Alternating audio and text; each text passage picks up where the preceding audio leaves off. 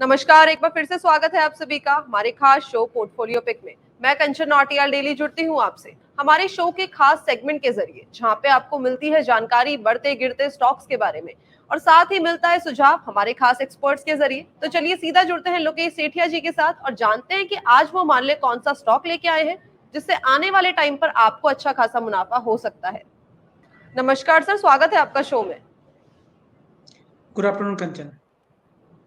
Sir, कौन सा stock लेके आए हैं व्यूअर्स के लिए जो आने वाले टाइम पर अच्छा खासा स्टॉक साबित हो सकता है उनके पोर्टफोलियो के लिए? आज जो स्टॉक के बारे में हम बात करेंगे उसका नाम है एनसीसी। इसको समझते जी। हैं फंडामेंटली और टेक्निकली कैसा लग रहा है। तो कंचन, इसके पहले आपको याद हो हमने इसके पहले एक और फंडामेंटल एनालिसिस किया था अपार इंडस्ट्री के ऊपर। जी तो सर। वो जी। स्टॉक हमने आइडेंटिफाई किया था 1100 रुपये में। आज वो 3000 रुपये चल रहा है विद इन 7 to 8 months। जी। तो वैसे ही ये स्टॉक भी हमें लग रहा है, एनसीसी भी बहुत अच्छा लग रहा है, पोर्टफोलियो में रखने के लिए अच्छा है। बट मैं अभी जो भी यहाँ पर करने वाला हूँ उसको समझाने वाला हूँ। ये एडुकेशन पर्पस के लिए है। आप अगर आप या आपके दर्शक कोई भी इसको बाई करना सोचते हैं तो प्लीज अपना खुद का रिसर्च करें या अपने एडवाइजर से पहले पता कर ले, उसके बाद ही इसमें बाई या सेल का रिकमेंडेशन ले। क्योंकि आज हम बता के निकल जाते हैं, कहाँ पर स्टॉप लॉस है नहीं है वो आपको पता होना चाहिए, कहाँ पर क्या करना है। तो एक बार आपके एनालिस्ट से या आप अपना खुद का एनालिसिस करके उसके बाद ही एंटर करें स्टॉक में। ये एक डिस्क्लेमर भी है। साथ में ये हमारे पर्सनल पोर्टफोलियो में हो सकता है, अपने क्लाइंट के पोर्टफोलियो में होने का पूरे पूरे चांसेस हैं। जी। तो सर ने डिस्क्लेमर दे दिया है कि अगर आपको इसके स्टॉक के अंदर कोई भी बाइंग इनिशिएट करनी है उससे पहले आपको एक अपने पर्सनल फाइनेंस से एक बार डिस्कस करना है और अपनी एनालिसिस करके ही स्टॉक के अंदर इन्वेस्ट करना है। सर, अब आगे बढ़ते हैं और जानते हैं कंपनी के बेसिक्स क्या है, कंपनी के सेगमेंट में काम करती है और कंपनी के फंडामेंटल्स क्या है। कंचन, अगर बात करें एनसीसी के बारे में, ये इंफ्रास्ट्रक्चर सेक्टर में ये कंपनी आता है। इसमें ये करती क्या है, अगर कंपनी के बारे में बात करें, इंडस्ट्रियल बिल्डिंग्स में ये काम करता है। Commercial buildings, housing project, IT park, shopping malls, sports complex, hospital and medical colleges, bridge, flyover, ये सब ये बनाती है। रोड्स बनाते हैं, हाईवे हाईवे का आपने देखा होगा। जो आगरा एक्सप्रेस वे उन्होंने इसमें पार्ट लिया है। वाटर एंड एनवायरनमेंट में ये काम करता है। Electrical transmission and distribution system में ये है। इरिगेशन सिस्टम में ये काम करता है। इंटरनेशनल रोड में भी ये बहुत अच्छा काम कर रहा है। माइनिंग, रेलवेज में भी इनका फोकस है। तो कहने का मतलब है, जितने भी इंफ्रास्ट्रक्चर के काम आप सोच सकते हो, सारे इंफ्रास्ट्रक्चर कंपनी में, सारे इंफ्रास्ट्रक्चर के जगह पे ये कंपनी काम कर रहा है। तो अगर ध्यान से देखो, ये मंथली चार्ट है। 2006 में जो एनसीसी का भाव था 121 था। 2010 में एनसीसी का भाव 121 था। 2019 में एनसीसी का भाव 121 था। एंड 2023 है, अब एनसीसी का भाव 121 है। मतलब जी। लास्ट ऑलमोस्ट 23 सालों से एनसीसी ने कोई रिटर्न नहीं दिया है। क्योंकि लास्ट 15-20 सालों में इंफ्रास्ट्रक्चर सेक्टर में ज्यादा फोकस नहीं था, मगर अब लास्ट के 3-4 सालों में हमें ये फोकस आते हुए दिखा है मार्केट में। और उसके हिसाब से भी अगर चार्ट में देखोगे तो ये जो एरिया आपको दिख रहा है, ये एक ब्रेकआउट जोन यहाँ पे आते हुए दिखेगा। तो टेक्निकली अगर हम बात करें मंथली चार्ट पे, ये ब्रेकआउट आने की कोशिश कर रहा है। एक बार ये स्टॉक 135 के ऊपर चालू कर दे ट्रेड करना, 135 से 140 के ऊपर ट्रेड करना स्टार्ट करे, तो ये ब्रेकआउट कंफर्मेशन हो जाएगा वो मंथली चार्ट में, वो भी 23 इयर्स वाला। तो बहुत बड़ा ब्रेकआउट माना जाएगा, जो इस स्टॉक को अपने लाइव हाई जो 220 से 240 रुपए है उस जगह तक लेके आ सकता है फंडामेंटली।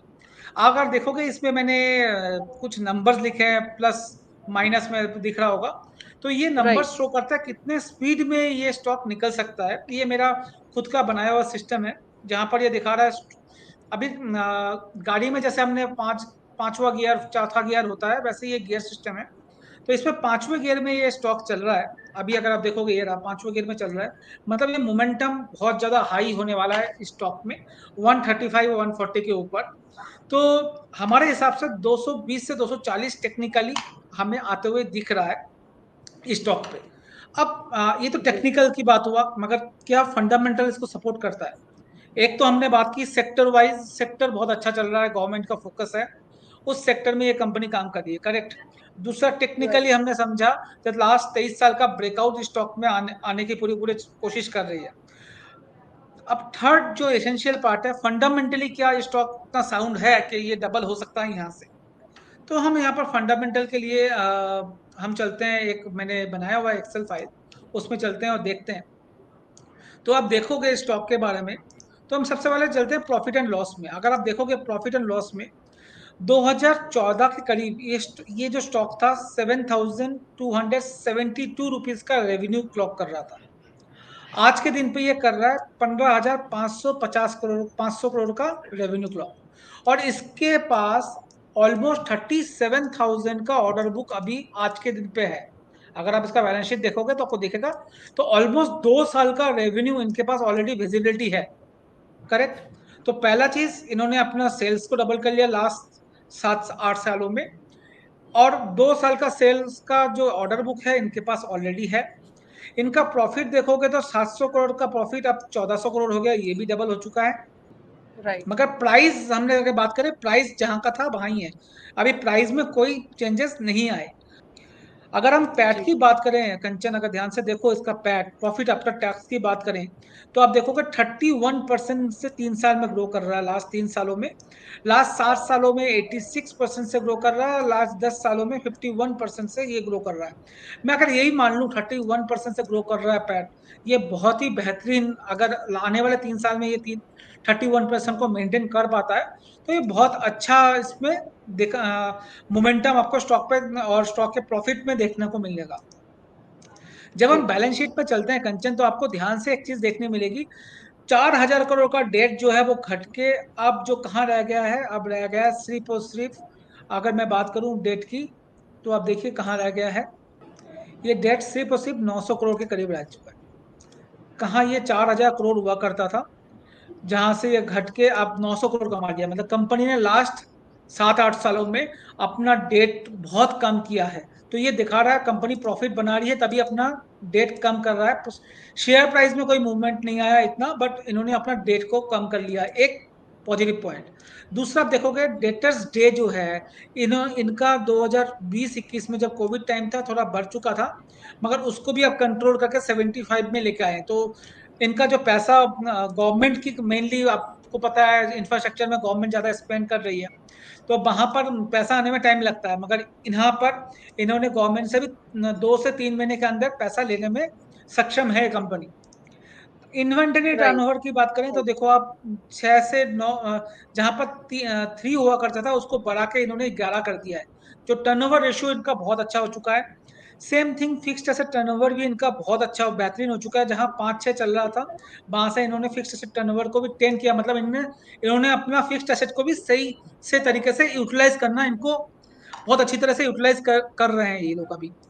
इनका जो राइट। कैपिटल एम्प्लॉयड देखोगे आप, 20% सीएजीआर से कैपिटल एम्प्लॉयड ग्रो कर रहा है, जो भी बहुत ही बेहतरीन है। अगर इस पेस पे ग्रो करे तो हर 3 साल में पैसा डबल होने का पूरा चांसेस बन जाता है। इसके राइट। बाद अगर हम बात करें कैश फ्लो की, जो बहुत इंपॉर्टेंट है, जो कंपनी काम कर रही है वहां पर कैश फ्लो में पैसा आ रहा कि नहीं आ रहा वो भी देखना जरूरी है। तो आप देखोगे कैश फ्लो पॉजिटिव है इनका, नेट कैश फ्लो भी इनका पूरा पॉजिटिव आ रहा है। इन्वेस्टमेंट होने के बाद भी नेट कैश फ्लो पॉजिटिव आ रहा है। डिविडेंड अच्छा खासा ये डिविडेंड रोल आउट कर रहे हैं। लास्ट क्वार्टर इन्होंने 140 करोड़ का डिविडेंड रोल आउट किया है। टोटल अभी तक 500 करोड़ का डिविडेंड रोल आउट किया 2014 से, करेक्ट। अब ये सारा चीज देखने के बाद क्वार्टरली रिजल्ट भी, इस क्वार्टर में क्या किया इन्होंने, अगर वो हम देखने की कोशिश करें, क्वार्टर में आप चेक करोगे कंचन, तो आप देखोगे ईयर ऑन ईयर रेवेन्यू 42% का ग्रो हुआ है, क्वार्टर ऑन क्वार्टर 27% का ग्रो हो रहा है। ऑपरेटिंग मार्जिन प्रॉफिट अगर देखोगे 23% से क्वार्टर ऑन क्वार्टर ग्रो हुआ है, 73% से ग्रो हुआ है ईयर ऑन ईयर। अगर आप पैट भी देखोगे तो पैट में भी क्वार्टर ऑन क्वार्टर 21% का ग्रो हुआ है, बट हाँ ये ईयरली में थोड़ा सा पैट डाउन आपको देखने को मिलेगा। तो ये सारे चीजें दिखा रहा है। क्वार्टरली रिजल्ट आप देख लो, बैलेंस शीट देख लो, हर किसी में आपको आपको समझ में आएगा कितना अच्छी तरह से ये अपना काम करे जा रहे हैं। अगर हम मैं कॉमन साइज एनालिसिस में आता हूं, जैसे मैंने आपको अभी बताया, बोरोइंग देख लीजिए, बोरोइंग सिर्फ 6% रह चुका है इनके साइज में, जहां पर किसी एक टाइम पे 32% हुआ करता था। रिसीवेबल्स इन्होंने अपना कंट्रोल रखा है, रिसीवेबल्स हमेशा 19% के करीब है, बहुत कंट्रोल्ड में। 13, 14, 15 में क्यों पैसा नहीं बना, क्यों स्टॉक प्राइस नहीं बना, क्योंकि रिसीवेबल बहुत हाई हुआ करता था उस टाइम पे, मतलब उधारी दे देते थे, पैसा आने में बहुत टाइम लगता था। इन्वेंटरी इनके पास ज्यादा नहीं है, तो इन्वेंटरी मैनेजमेंट भी बहुत अच्छा ये कर पा रहे हैं। तो ये सारे चीज देखने के बाद अगर मैं एनालाइज करता हूँ एक्सपेक्टेशन करके, आज के दिन पे ये स्टॉक का जो प्राइस है वो ग्रो कर रहा है 58% CAGR से लास्ट 9-10 साल से। अगर इसको मैं एक्स्ट्रापोलेट करूं और मैं बात करता हूं, आज ये 11 के पी में चल रहा है, और मैं मान के चलता हूं 10 साल के बाद भी 11 के पी में होगा, मगर 58% नहीं, CAGR ये 20% से ग्रो करेगा। यहाँ पर मैंने 58% से ग्रो कर रहा है लास्ट 9 साल से, मगर हम बात कर रहे हैं ये 20% से ग्रो करेगा, उतने तेजी से ग्रो नहीं करेगा। मैं एक बार कंजर्वेटिव लेके चल रहा हूँ। उस केस में जी भी इनका जो मार्केट कैप 10 साल के बाद होने वाला है वो 44,000 का होने वाला है।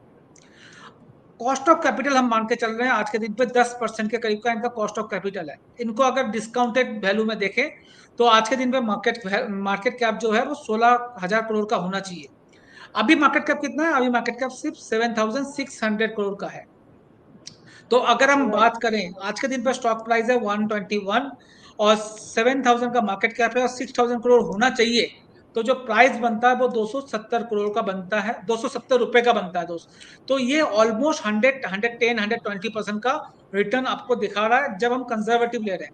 अगर जी मैं इसको एक थोड़ा सा और दिखाऊं आपको, और यहाँ पर मैंने 15% का 15 का पी लेके चलते हैं हम लोग, जो इनका एवरेज पी के थोड़ा सा ऊपर है। अगर बात करें 15, क्योंकि इंफ्रास्ट्रक्चर में फोकस हो रहा है, अगर ये 15 का पी हो जाता है, मार्केट इसको 5 का मल्टीपल और एक्स्ट्रा देता है, उस केस में आप देखोगे यहाँ पर जो प्राइस है वो पूरी तरह से चेंज हो जाएगा। राइट।